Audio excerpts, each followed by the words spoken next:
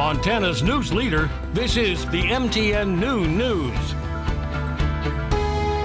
And good afternoon. Thanks for joining us on the Noon News on this Monday. I'm Andrea Lutz. This afternoon, closing arguments continue in the trial of Derek Chauvin, the fired Minneapolis police officer charged in the death of George Floyd. The trial is nearing its end after more than 13 days of sometimes tense and emotional testimony. Prosecutors will remind jurors of testimony from Chauvin's former coworkers who say he didn't follow policy during the encounter with Floyd. His defense will argue a heart condition and drugs in Floyd's system caused his death. During 3 weeks of testimony, 45 witnesses took the stand.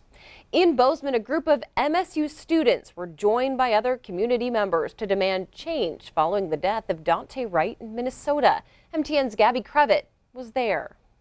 Hundreds gathered at Bogart Park in Bozeman to protest police violence after 20-year-old Daunte Wright was shot and killed during a traffic stop by an ex-police officer in Minnesota just a week earlier. There is an issue of racism everywhere, unfortunately, that just because you don't see it because you're not a person of color doesn't mean that it doesn't exist in this community. Bozeman United for Racial Justice and the Montana State University Black Student Union hosted a vigil and protest. Hundreds of demonstrators gathered at Bogart Park, vowing Wright's death would not be met with silence. A 20-year-old black man was murdered while on the phone with his mom at a traffic stop just outside Minneapolis last Sunday. What brings me here today, personally, is exhaustion and anger and grief and all these feelings combined together.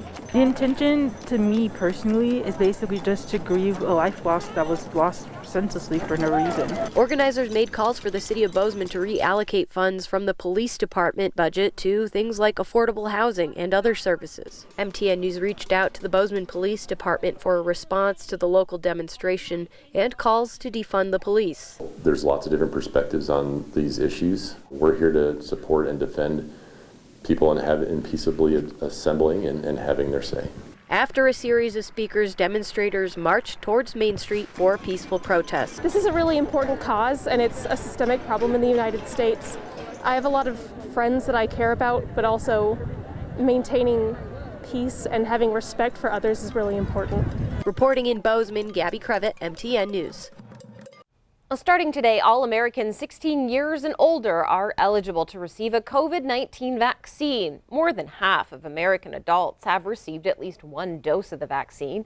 The CDC says about 25% of the U.S. population is fully vaccinated. The government is planning a massive marketing campaign to promote vaccines for those 16 and above. Dr. Anthony Fauci believes the government is likely to resume use of the Johnson & Johnson COVID-19 vaccine this week. CDC advisors plan to meet Friday to discuss that pause on the shot after several women suffered rare blood clotting and one died. Officials continue to stress they have found no signs of clot problems from Moderna or Pfizer's vaccines. Nearly half of all states are seeing a daily rise in COVID-19 cases, with variants spreading. New infections now near 70,000 a day. 21 states reported a 10% rise each in their daily average. Some states like Michigan are reporting far worse. And we are looking to the weather because things really changed in a hurry out there, didn't they? Sure did. You know, Saturday looked great. Sunday afternoon for the most part was okay. And then here comes that cold front that swept through the area and really changed things up. Temperatures fell yesterday across the area, delivering a good bit of snow in parts of the state in Wyoming. Let's take a look near Story, just close to 12 inches of snowfall as of this morning. Near Bighorn, just over 10.5 inches, 9 inches around Red Lodge. Helena, near Helena, 8.5 inches. Now that is going to start to taper off as we go along today. That cold front is pulling away from the area. It's heading farther south.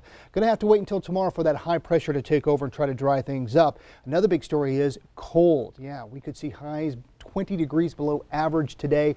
A bit of a slight warm up tomorrow. We'll rebound going into maybe Wednesday, Thursday, and then we have another system coming in. What's that going to do to us? I'll let you know with the main forecast coming up. Andrea. All right, Miller, thanks so much. So the banks of the Clark Fork River are a little bit cleaner this afternoon after the annual riverbank cleanup that happened this weekend. The annual event was canceled last year, of course, because of COVID-19. It started back up again this year with a twist, though. Participants were asked to pick up cleaning supplies in advance and go to designated sections of their choice. Locals say the cleanup is a tradition they do not miss. Ever since they were itty bitty and had to hold their hand the whole way, we've been coming out here every year to clean up river trash. So it's a really nice way to kind of celebrate Missoula in the spring and celebrate our river and get out here and make it a little bit cleaner and safer for everybody who wants to be out here in the summertime. Of course, coinciding with Earth Day. Downtown Billings is getting a bit of a facelift. Crews are hanging lights between 2nd and 3rd as a part of the Broadway Lights project. People hope the new addition will bring a bright, energetic atmosphere to Billings. The lights are LED, meaning electricity bills will not be expensive. This is the beginning of, I think, a new, exciting time, real resurgence for downtown Billings. Lighting is everything, you know, it just brings a sense of vitality. Downtown residential is hot right now, and this is part of building a community, just creates a festive atmosphere downtown. It's going to be great. And the Billings Mayor's Foundation helped contribute to the project along with several other volunteers. All right, the Flathead Valley Community College is kicking off a new course to bring women unfamiliar with welding into a space where they can get confident to join a male-dominated field. MTN's Jordan Johnson spoke with the instructor about her passion and her hopes for the course.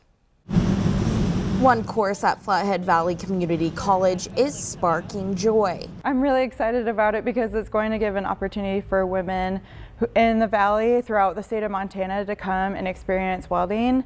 Julie Arnold is a welding instructor for Flathead Valley Community College, and her excitement is for the new course that is being offered, Women in Welding. The course is designed for women by women, giving the women the tools to start welding in a non-threatening environment. For people that have never had that opportunity, it's hard to get started. It's hard to know where to start. Which is exactly what this course is about, and to let the beginners know that it is okay to not have a clue what to do. To have the possibility to be in here hands-on, and to have that be okay to not have any experience, any previous welding experience. We're going to really dive through all the details from safety to the actual welding itself. Arnold says the women who have signed up are also going to be teaching her.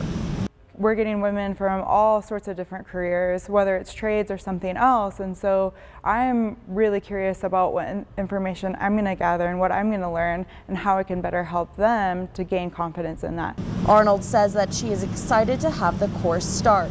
Because I'm going to meet incredible people throughout the state of Montana and give them the opportunity to really dive in, get to know welding, the shop environment, and just see where it takes off for them. The sessions in May are full, but there are still spots left in June. And you can find more information at fvcc.com. In Kalispell, Jordan Johnson, MTN News. All right, thanks, Jordan. We do have more ahead on today's new news, including that inside look at Bobcat Athletics' new digs. We're taking you inside these big changes because it's going to be really fun to see those changes. But first, Miller is back in with a look at that statewide weather forecast.